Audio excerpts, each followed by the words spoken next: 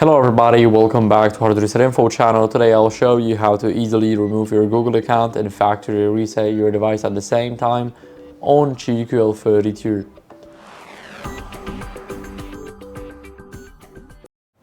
So first let's head over to the settings.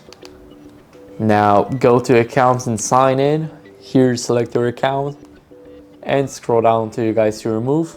Now here click remove and click remove and reset device. Now click factory reset and click erase everything. So this is a quick tutorial on how to do that. As you guys can see, now it said restarting and the screen went black.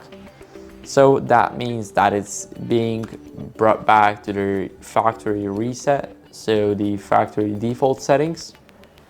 So this is how you guys can do that. Thank you for watching. Make sure to leave a like, subscribe, and see you next time.